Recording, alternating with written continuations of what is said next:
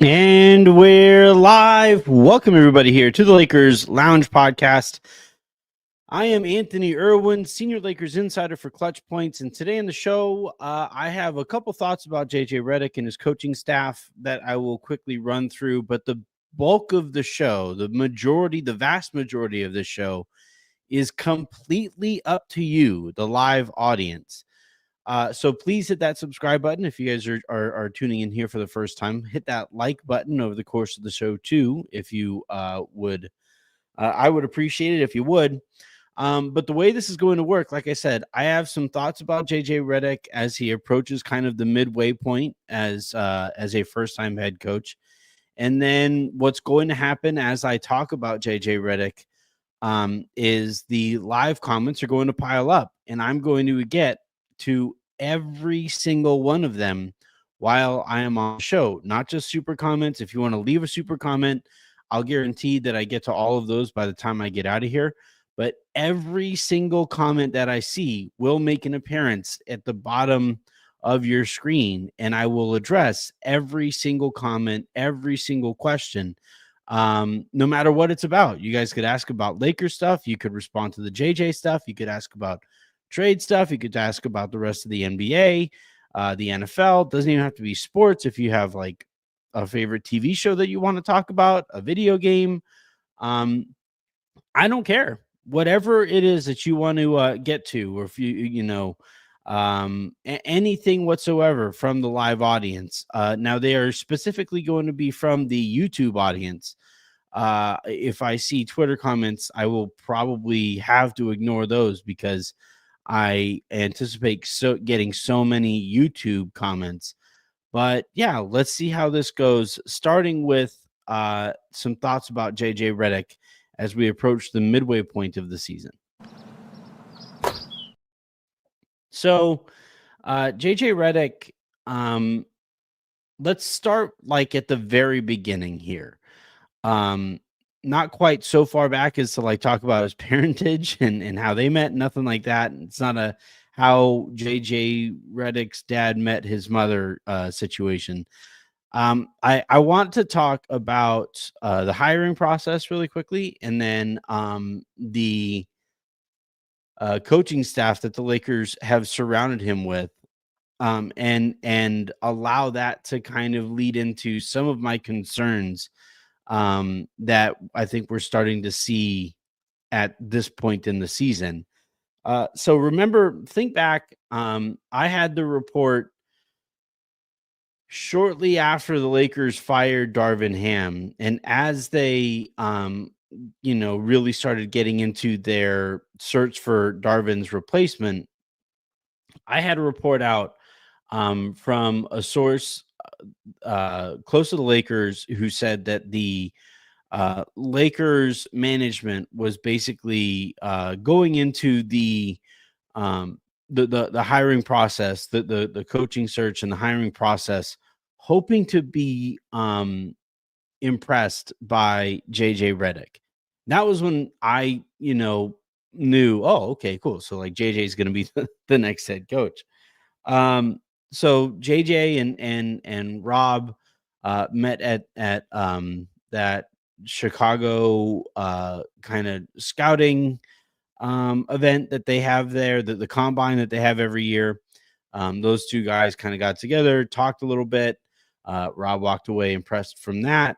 And then, from that point forward, the Lakers were pretty zeroed in on JJ. Yeah, you had the Dan Hurley thing, and there are still people who think that was a big facade, so that the Lakers could look busy while they waited for JJ to be able to accept the gig. Regardless of how all of that went down, there were coaches and like longtime coaches who walked away from that entire ordeal, who either interviewed or were maybe up for like assistant coaching gigs or were hoping to be taken more seriously. There were coaches who walked away from that who was like, oh, that wasn't really all that serious process. They wanted JJ. They wanted the story behind hiring JJ Redick. They wanted to appease LeBron James, and everything kind of played out that way. And I think that had a bit of an impact. And this isn't just my thoughts, but like I was told by some people in like the coaching world that impacted the caliber of assistant coaches that like right off the bat the Lakers could get. And you know, if JJ was going to work, and I'm not saying he isn't going to work, but the way that the Lakers could have, you know, almost ensured that JJ was going to work as a first time head coach would have been to surround him with an absolutely spectacular assistant coaching staff. Unfortunately, they just like really couldn't do that because one, the Lakers have a really poor reputation in the coaching world because of the way things ended with Frank Vogel, because of the way things ended with Darvin Ham. You know, Frank won a championship, was fired a couple of years later. Darvin got to the Western Conference Finals, was fired a couple of years later. And coaches just, you know, essentially believe that the Lakers and Rob Pelinka specifically is always going to be looking for a scapegoat to kind of pull attention away from him. And that's with head coaches, and then assistant coaches that affects them because every time a head coach gets fired, all of the assistants typically lose their gigs too. So you had a first time coach um, whose hiring process didn't impress all that many people. And then you have an organization that has a really poor reputation in coaching circles for a variety of reasons. And you arrive at a coaching staff here that, again, I have my own thoughts on these guys, but you know, the sentiment from those who I've spoken to, who I spoke to at the time, and then certainly over the course of the season, the sentiment is pretty overwhelmingly like it's not that great of a coaching staff. They don't look all that organized, takes too long to adjust.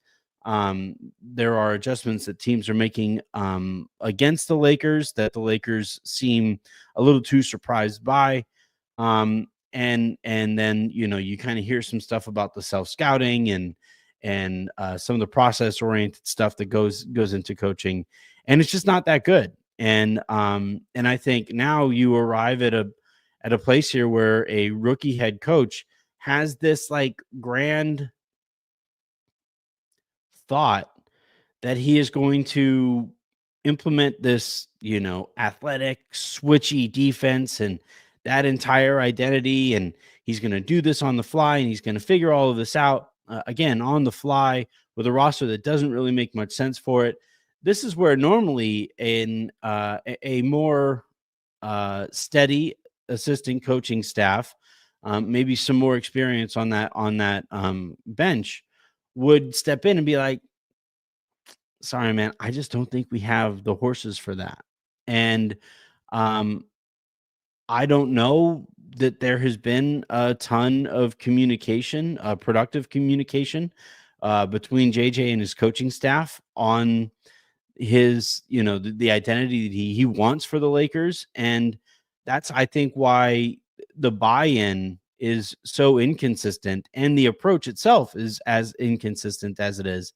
And where we have arrived now is a coach who I thought started the year well. The league has kind of adjusted to some of the stuff that they are running, and the coaching staff and the head coach isn't quite equipped to adjust to the adjustments the league is now making for them. And this is what rookie walls look like, right? With Dalton Connect, who started the season really, really well.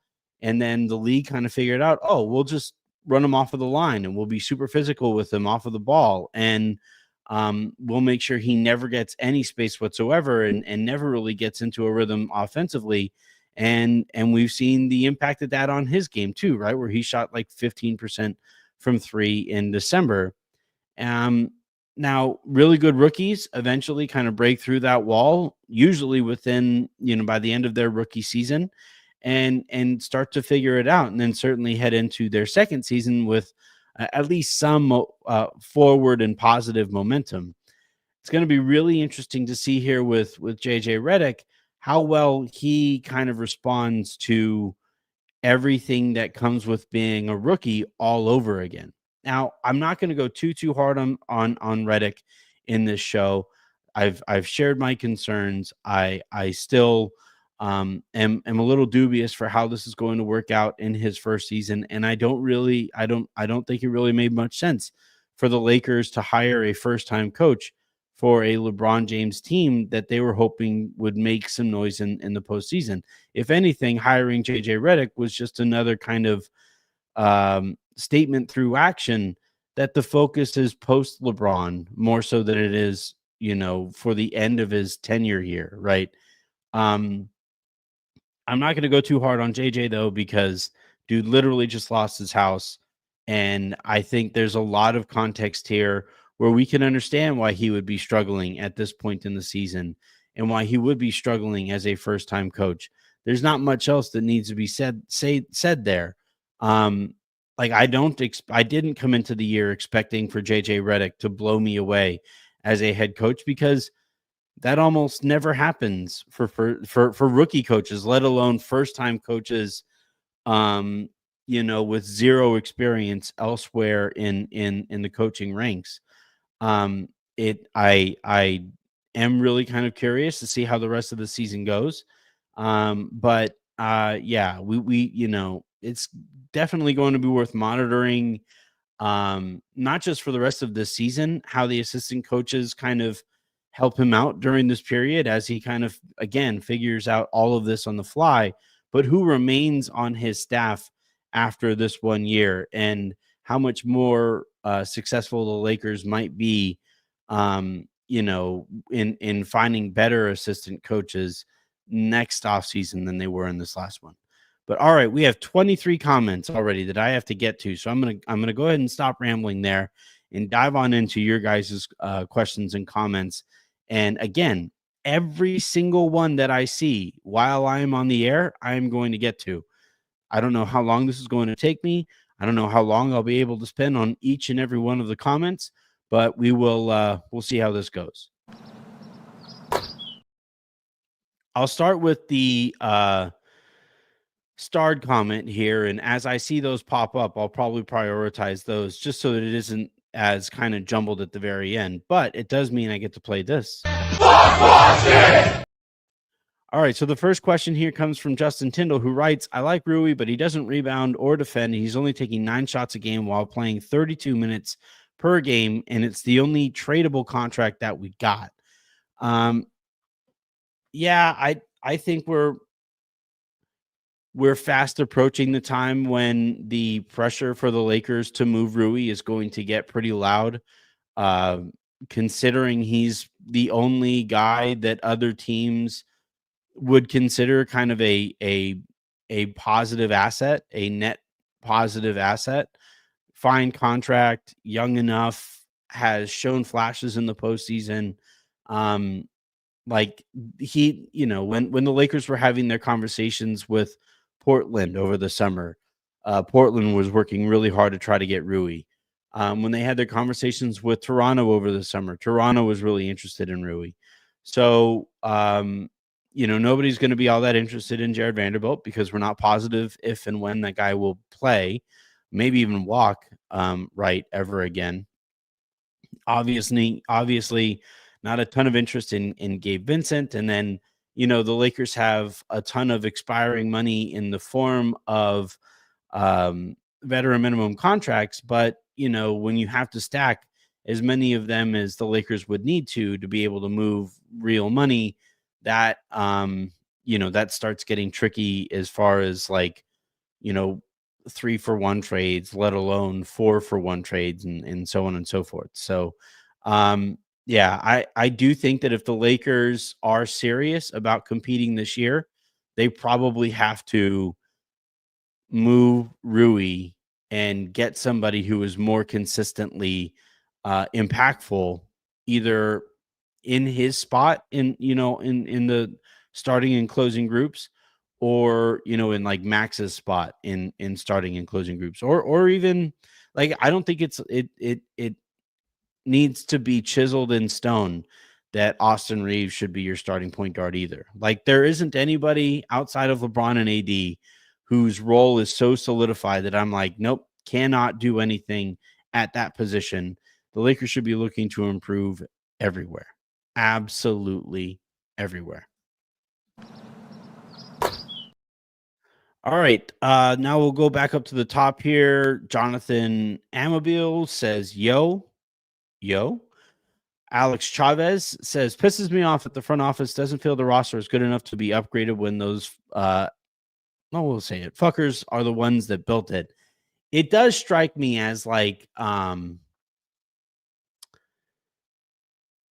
yeah, like I remember my dad would sometimes do this, and parents will do this, where they aren't really like over the moon about doing something that their kid wants to do. So, like as an example, over summers, we have a community pool here in the neighborhood, and Avery, like every summer day, will be asking, "Can we go in the pool? Can we go in the pool? Can we go in the pool? Can we go in the pool?" And and it's like, okay, but we got to go before it's too hot, and we got to try to squeeze it in like before Miles is either before or while he is napping. And we got to, like, you make everything so like hyper specific that you wind up not being able to do the thing that you're not all that interested in doing.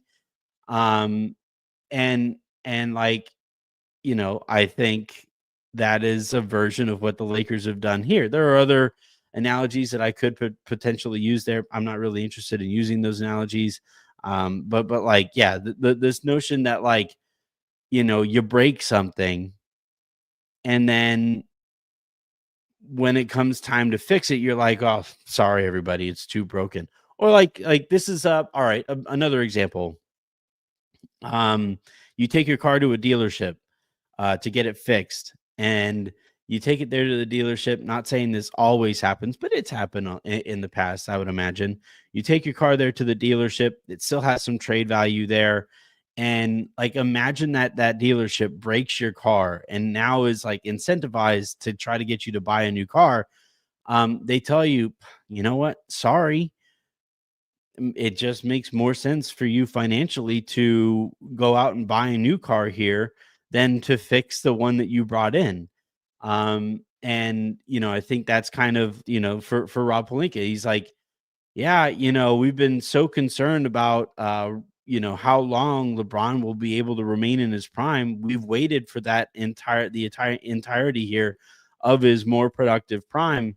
And man, shoot, it just makes more sense for us to try to keep our powder dry for the next time that we get a superstar here.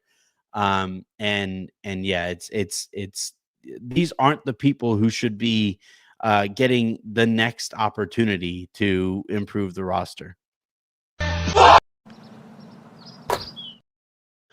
All right, next one here. We have another starred comment. This is from Chris, the art director.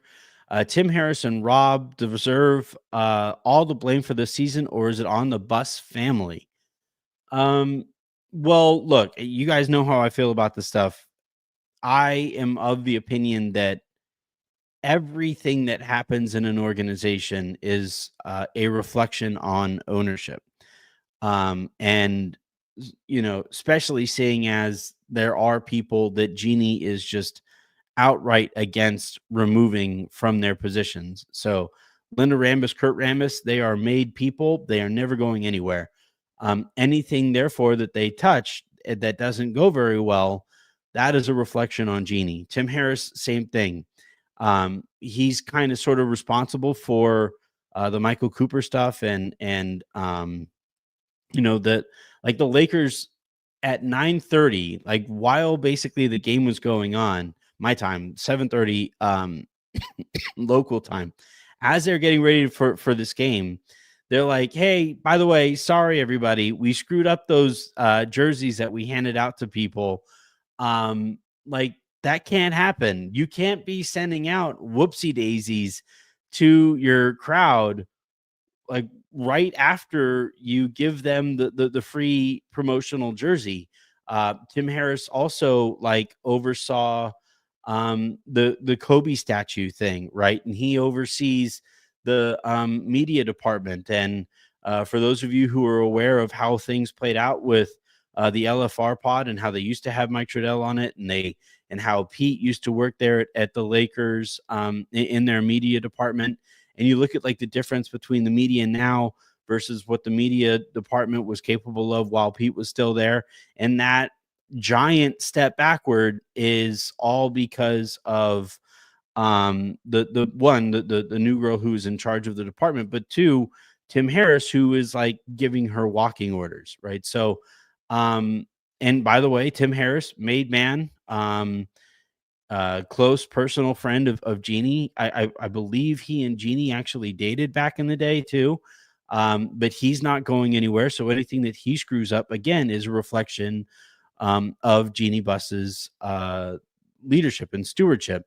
Rob Pelinka, right? Another guy that, she kept in his position after everything played out the way it did with Magic Johnson. Rob is obviously a close personal friend of Jeannie's, and the last kind of tie that she has back to Kobe. He is a made man as well, and will probably retire before Jeannie actually seriously considers firing him.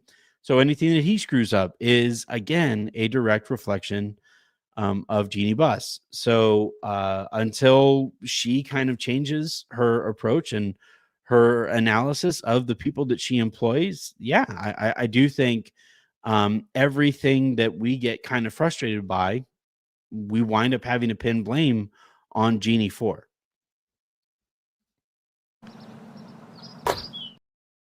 Another starred comment here. This one from Lane R. Reality is JJ is an awful coach, but media has bias for him. Outside factors do not take away. He's been a bad coach all season. Another wasted coach. I don't think he's bad. I have no reason to be biased for or against the guy. I've never interacted with him other than like behind the scenes at the game that I covered, where we like said hi in the hallway. So like I have no reason here to have a different opinion on him than I had of Darvin Ham or that I had of Frank Vogel. I never had anything to do with his podcast before or his production company, nothing like that. So no biases here. I don't think it made very much sense to hire a first-time coach for a team with LeBron still in his prime or Anthony Davis still in his prime.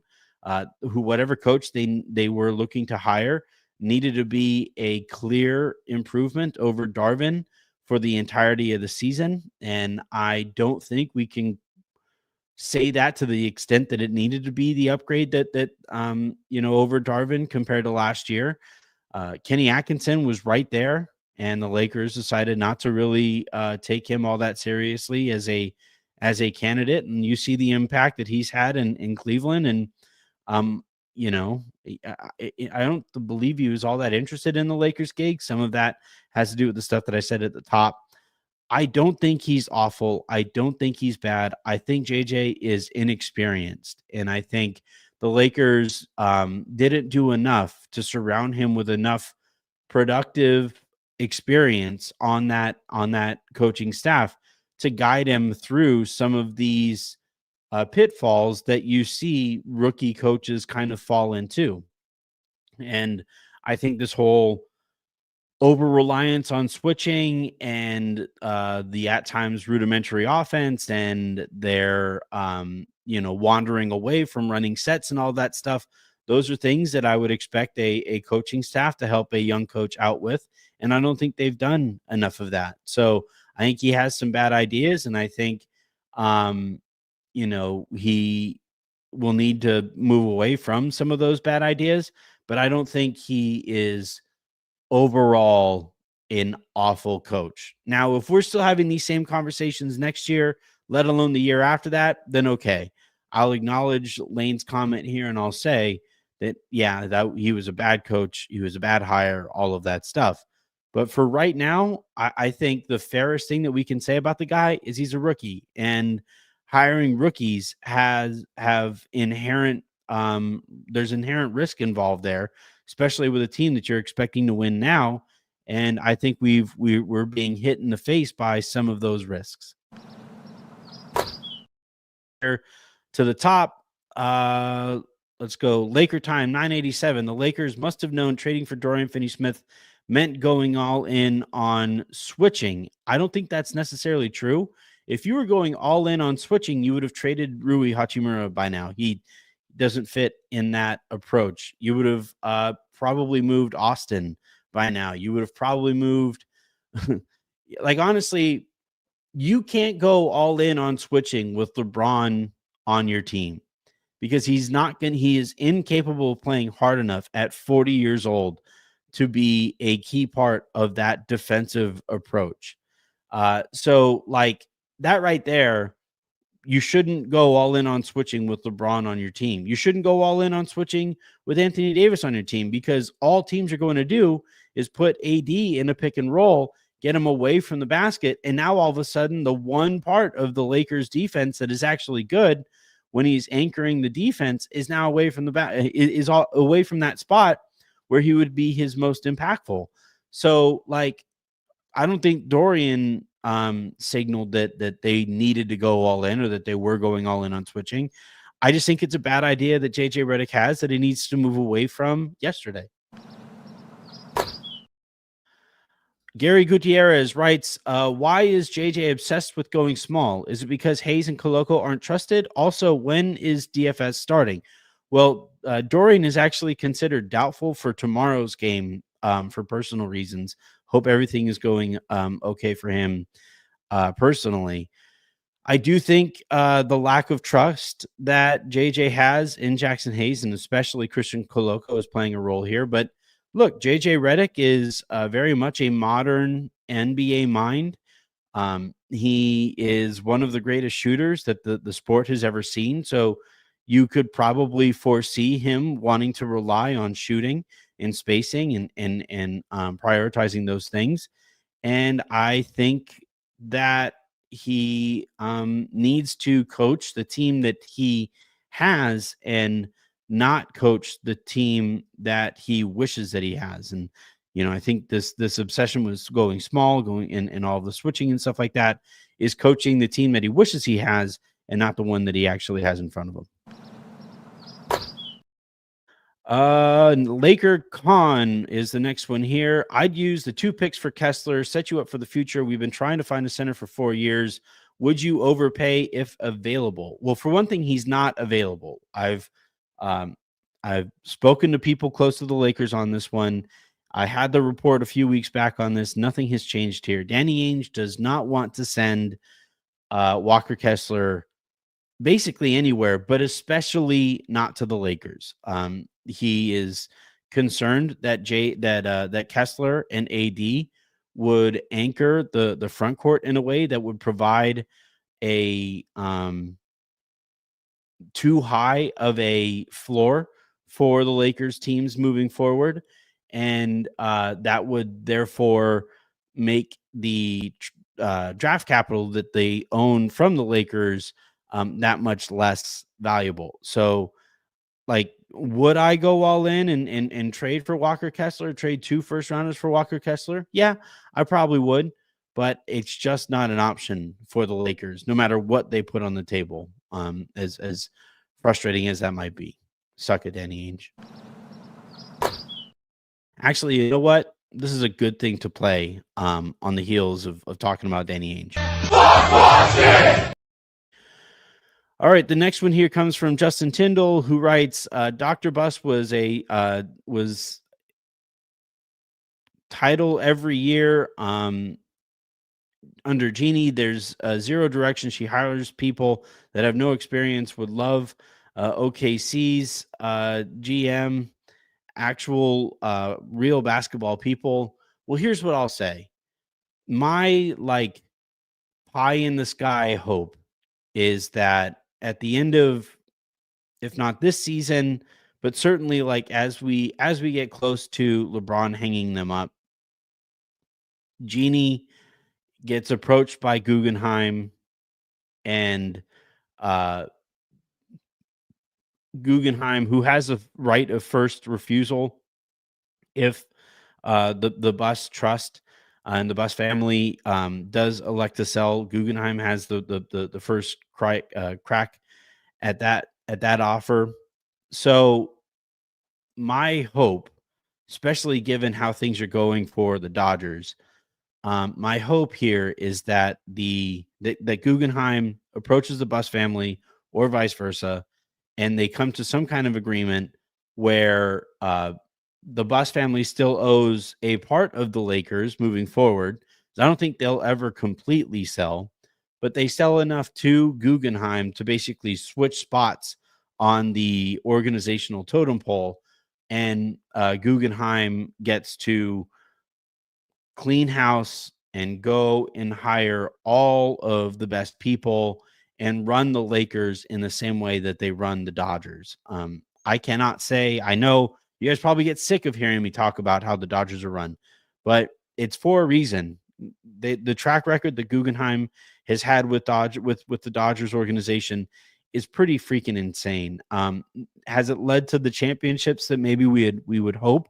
No, but anybody who has watched any baseball, especially postseason baseball, would know playoffs in Major League Baseball are damn near random.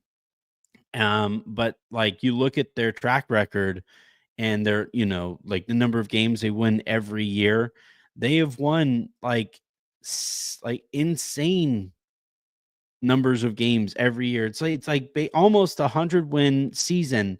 You could write it down and you could pencil them in for 100 win season every year. That is so effing hard to do in baseball, especially when you consider all of the injuries that the Dodgers have on their pitching staff. Seems like every year.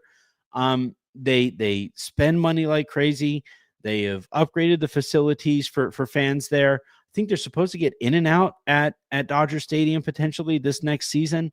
Like they get it. They understand how to run a professional sports organization, and specifically in LA. And my hope here is for Jeannie and the rest of the Bus siblings to basically switch spots to where they own, a minority share of the Lakers, and Guggenheim then owns a majority share of the Lakers. And they basically tell Jeannie and those guys, here, look, just go and you could pile your money up because we're going to make a lot more money than you have as a lead decision maker of the Lakers. We're going to win more games. We're going to be more effective as an organization. Just go and enjoy the ride over there and let the professionals actually handle this stuff. And if that ever happens, that'll be probably the happiest you'll ever see me on a podcast. All right, let's go up to let's see. All right. Gavin Elowitz writes, Kolo Muani to Juventud. When are Tottenham going to sign someone? You know what, man? I hope tomorrow for your sake. I wish I could get more into like Premier League soccer or European soccer. I grew up a Barca fan. And then obviously like they have been kind of a disaster over the last few years or whatever. But I don't know. I get so zeroed in on basketball. There's some overlap there between the seasons. And the hours are kind of wonky. They play so early in the morning, and I wind up being up as late as I normally am because of this gig, that I don't get to pay as close attention to them. But I do miss it. I used to love playing FIFA. I used to love watching Barca. Like Messi is one of my absolute favorite athletes across all of sports ever. Ronaldinho, like I got to actually see him. No, he wasn't playing with Barca at the time. He was playing for, I think, AC Milan, and he played a game in LA. And I got to go see Ronaldinho play a soccer game. That was, one of the cooler moments of my sports fandom. But for your sake, if you're a Tottenham fan, I hope they sign somebody while I've been talking. Let's go the next one here. All right, Lane R. I hate to say it, but they are probably going to use the LA Fires as an excuse for why this coaching is so bad. I mean, look,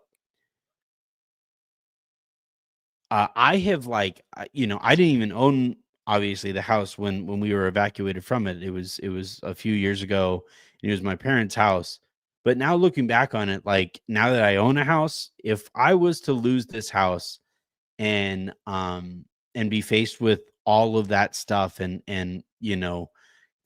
have to deal with insurance and try to rebuild a house, and then let alone all of the the mementos that you lose, and maybe even potentially a pet in because of the way that the house burns or anything like that. Like I would be a wreck for a while, and trying to coach right away, like that'd be really difficult. Some people can, some people do kind of dive into the work and distract themselves with work, but eventually like the distraction, kind of goes away, and you have to go back and sit in that reality all over again. So I'm am I going to excuse the coaching? No, because I think the bigger explanation for it is that JJ is a rookie.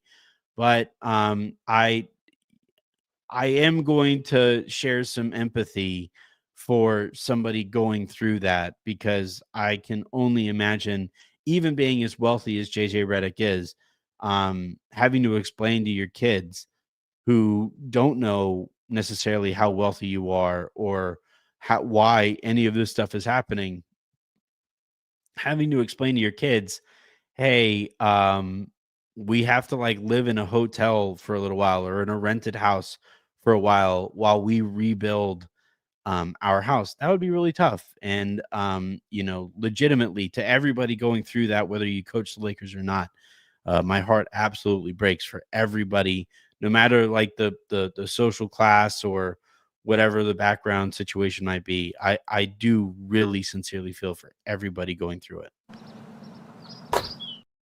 The next super comment here comes from Gorilla. In your Guggenheim scenario, would there be room for the young bus bros? I mean, one thing that you could do as part of the negotiations there is say that, Joey and Jesse maintain some kind of a role in the organization moving forward. Joey and Jesse would be part of the negotiating group in that scenario there. And if it's a high enough priority to them to continue working with the Lakers, then that can be a item on the docket between them and Guggenheim in those conversations. So I don't know. I'm not as like attached to the Bus brothers as I see with others. I'm frankly kind of over the Bus family. Jim was a disaster. Jeannie has been a disaster. I just am pretty over nepotism in general here in this regard. I would just like to, if Guggenheim does all of their research, of their, all of their own independent research, and they come to the conclusion that Joey and Jesse Buss are good enough at what they do to be kept on, cool, awesome, fantastic. Let's move forward. But like just keeping them on, for the sake of keeping them on, or because they are like the only Bus siblings that anybody has any kind of positive feeling towards, I don't know. I could take them or leave them. Let's go here. Scrolling up to the top again. This is gonna be tough. I got to pick up the pace a little bit. JK Lobos writes, "Hey Anthony, do you think the front office believes in the AD and LeBron duo?" I actually wrote a few years back that I didn't think, like they have shown us pretty definitively through their actions that they don't, and until they actually go all in with those two guys, not just the one first round pick, but both of them, and really goes for it this season, I think we can, if they don't, like, let alone if they don't move one of the first rounders that they can this year, then the moral of the story here is that they are just writing this out, and that it is the most cynical version of how the season could have gone. If they move one of the first rounders, I would still be a little tweaked, but that would make me feel a little bit better. But I don't necessarily think, not just based on their actions to this point, but also based on the way that, people close to the Lakers kind of talk about it. It is kind of this like unfortunate reality that they're like, yeah, we probably missed our opportunity being too conservative while LeBron would, in his like age 38 season or a couple of years with AD too. They waited and they waited and they waited, and they have now waited long enough to where um, they can more viably make the argument that AD and LeBron aren't good enough on a night by night basis to believe in as a championship caliber duo. Sad as hell, but might just be the situation. Let's go. Festo writes, JJ is not a good coach. The Lakers are going down with the LeBron ship. I think it's more so that LeBron is going down with the Lakers ship. But look, like, as far as like, the reality of the situation, I also understand fans who are like, well, hold on. They hired his co-host, his podcast co-host, and they drafted his son, and like they keep on giving these clutch favors out. Like, LeBron is not necessarily innocent in this stuff either, right? Obviously pushed hard for the Russell Westbrook trade. Even though I've told you guys a zillion times that Rob was very pro Russell Westbrook. But I there's always been this weird thing between Lakers fans and LeBron. I don't think there was ever a realistic scenario here where Lakers fans fully wrap their arms around LeBron James. I grant that, like, because he says here again, no one wants to work with him. He's arrogant as hell. Find anybody who is as good at LeBron is at anything, and there's not too much humility there. Like, it's really, really rare that somebody is the best in the world at what they do and is like, oh, stop it.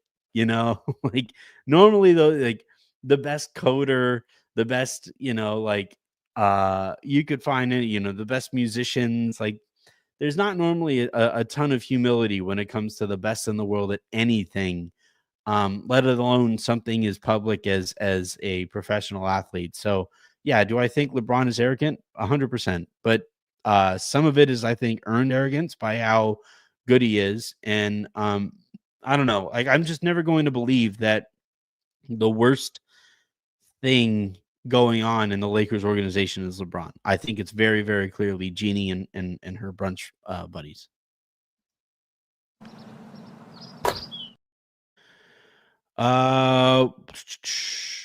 White on Delect. Any truth to the LeBron Diddy rumors? I don't know. I'm not going to say one way or the other. I'm probably going to lean no, but like when it comes to those circles and stuff like that, nothing would particularly shock me. Lane R, Anthony, is Anthony live or is this pre-taped? You guys are leaving me these comments live. Like, I'm responding to your questions live. Daniel Barry Sports Highlights. Yo, what up, Daniel? Always great to have you here. Lane R, there are no tradable contracts. Justin Tindle, more failures by Pelinka. It does hurt that the Lakers only had one expiring contract to move this year in D'Angelo Russell. And like, even if it would have costed having guys on more per year, I would have tried to, with this new CBA coming up, I would have tried a lot harder than it appears the Lakers did to have more expiring money at their disposal right now. Mark Kuzi writes, Lakers just traded for Dorian Finney-Smith, who is the 9th best player on a team that's in the bottom feeder division. Expecting vast improvement is more than highly unlikely. Yeah, I think there's some truth there. Like, I think, people got a little bit too excited about Dorian. I would like to see the impact Dorian has on the starting lineup whenever he gets into it before I make grand statements like this one. But at the end of the day, like, you got the guy without moving a first round pick. Inherently, that is going to tell you that guy isn't going to change the world around him. Let's go. Tony Wiley writes, the Lakers are in turmoil. The organization is going straight downhill with no breaks. SMH. I think there's like breaks. They just squeak really hard. Like the brakes aren't exactly working. You probably have to pull the e-brake at some point, which obviously leads to spinning out and stuff like that too. But I I do think I do think there are things that the Lakers can do, i.e., selling to Guggenheim, that would allow us to not have to be watching like the Knicks West after LeBron leaves. JK Lobos writes, do you think the front office believes any of the trade targets, Jonas, Brogdon, Vooch, Brown, will put them at the OKC Celtics level? None of those guys that you mentioned do. I don't think they believe that either. I do kind of wonder if, like, if you really swing for the fences and you bring in like a Brandon Ingram, if that is like the only path that you can take to get to those teams' levels. Um, I know the Lakers are reluctant to do that because of the cost, and then New Orleans being reluctant to send them Brandon Ingram. Not to mention after this season, needing to turn around and pay Ingram right away is something that gives the Lakers and every other team pause. But I think if the Lakers are still hovering in like that 3-4-5 range or 4-5 range in the West at the end of the deadline, as we approach the deadline, there's I'd say like a 10% chance that they make that kind of a move and do whatever they have to do to go out and get like Brandon Ingram. And I don't think it would require you to move like Austin or Dalton in the ways that the Lakers don't want to. But like if it's Rui and Gabe and whatever expiring contracts beyond that, plus the 2 firsts or whatever, or a first, I could see the Lakers doing that if New Orleans takes those negotiations seriously. One thing that to keep in mind in that New Orleans scenario is that David Griffin and Rob Pelinka were able to put aside all of that nonsense from the year prior when Magic and Dell Demps completely screwed up. Well, more so Magic, but when Magic and Dell Demps got to a point where they like couldn't work together anymore, both guys, in Magic's case, he walked away. Dell Demps, I believe, was fired. David Griffin, Rob Pelinka, they like were able to sit back down at the negotiating table and hammer out a deal, and also a fair deal for New Orleans. And I think in this scenario, that would maybe help the Lakers' chances at getting Ingram if that's somebody that you really, really want. Mark Kuzi, JJ was a LeBron clutch hire to keep him happy, and signing little LeBron, it's starting to be painful. Yep, made those points a second ago. Todd Welch, does the front office have any remorse over not picking any Kenny Atkinson, who is killing it in Cleveland? I don't think this front office is honestly all that capable of remorse. The way that I kind of, or the sense that I get as far as like how the Lakers operate, is they skip over remorse and they go right to like, how can I protect my job, or how can I benefit from a mistake that somebody else made elsewhere in the organization? It's not a very healthy culture. It's not a very healthy way to run things, but I think that's kind of the reality of it.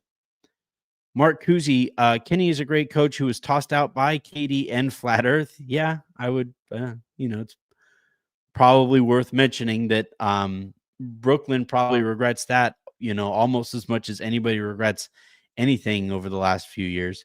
Lane R, no, Anthony, we need to be objective about JJ. He was not a good coach even before the fires. Stop it. I said he was a rookie.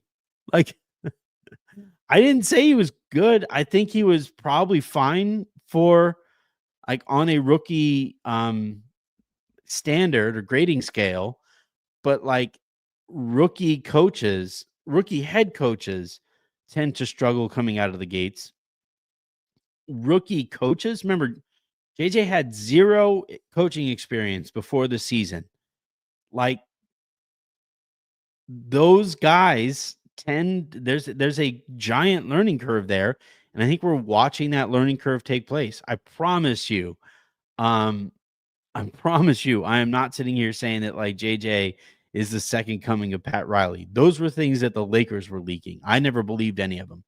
Chris Navarro, I keep saying it again. JJ can coach up a schematic, but he can't make the ball go in the hoop. That's the other part of it, like Dalton Connect forgot how to shoot midway through the season. LeBron went through a bit of a slump. Rui recently just isn't interested in shooting, hasn't been able to get shots off. Even D'Angelo Russell, while he was a Laker, took a giant step back this year as a shooter. Like some of that, I think is due to poor design. Some of it, I think, is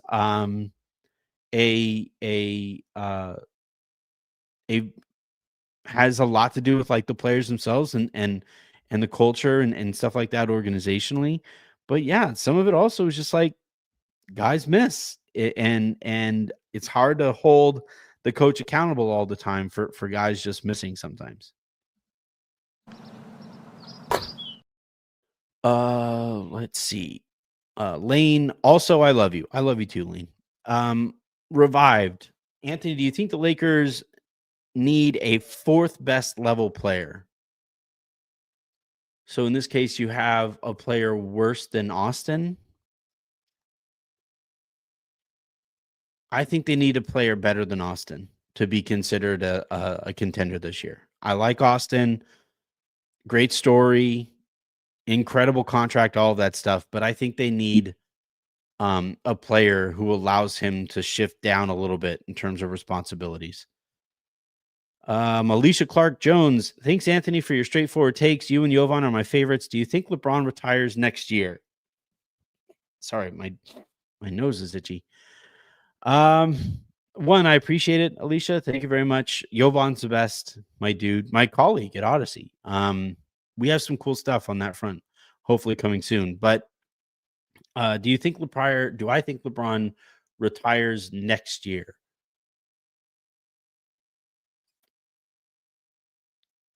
Yes.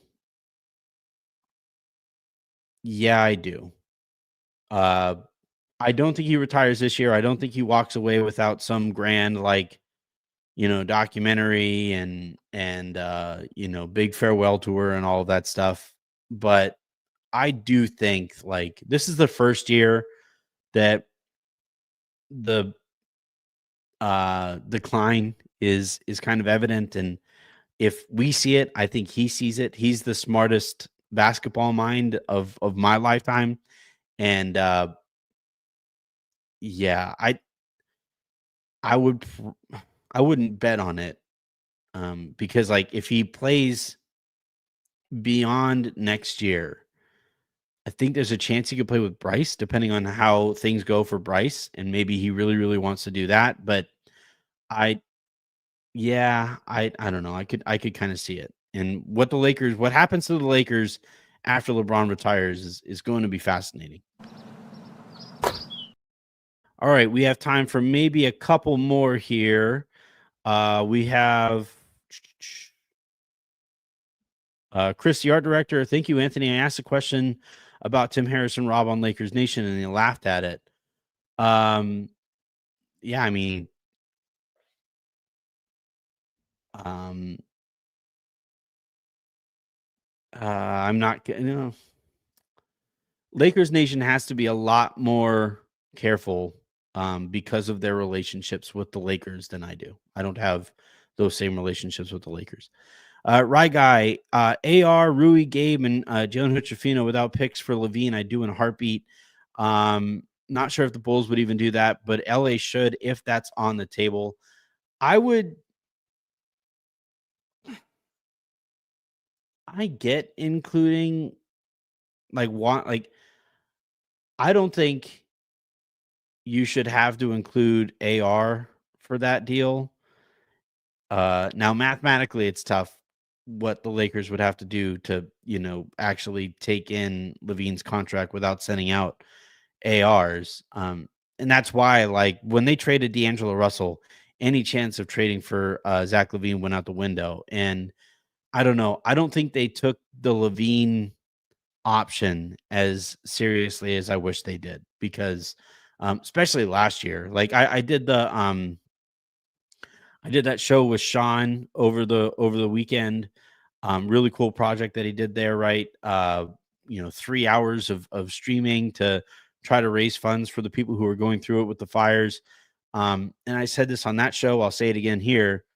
Uh, the Lakers, I think, I think the Lakers missed a real opportunity last year when I do think they could have gotten stuff with Zach LaVine at the deadline, and I think the Bulls would have taken even D'Angelo Russell's contract, which at the time wasn't expiring. Um, you know, I think they should have really considered it then. The issue with not trading AR for Levine is that you run into some of the same issues that you had when D'Lo was, next to Austin. So maybe that's why you include AR. If you include AR, you better get like a pick back. I think that contract is too good to send out for just like a really bad, albeit productive player in Zach LaVine, but a really bad contract. Um, so I would say, like, if you are including AR, you probably got to get back like a good second rounder from Chicago. And I don't know how interested they would be in doing that, but that's what I would push hard for. Like AR's contract, I'm not kidding. Austin Reeves' contract is one of the absolute best in the NBA. And you're trading it for one of the worst contracts in the NBA. Now, yeah, you're getting better. You're getting a better basketball player back, but you're trading 3 rotation players for him, um, and solving basically like one issue that the Lakers have.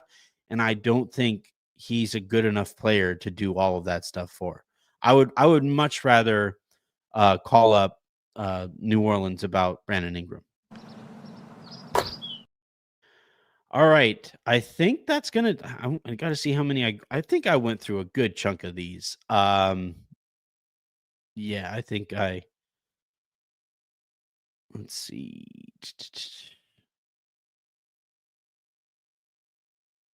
Yeah, I think I got a lot of these. And I appreciate this went well. I'm happy with how this went. Maybe I'll do these on other days that we don't have as much to talk about. Thank you everybody for all of the questions, all the comments. Good questions. I appreciate you guys asking about the organization, and some of the people on top of it, at the top of it, as kind of how you arrive at the place where the Lakers have kind of arrived. So that was good notes and a good conversation there. And yeah, we'll be right back at it. The Lakers play Wednesday night, I believe, again at home against the Miami Heat. Raj and I will be here in the lounge to talk um, after that game. So until then, and until the next time you guys hear from me, I'm Anthony Irwin saying, have a great rest of your day, make somebody else's, and I will talk to you tomorrow.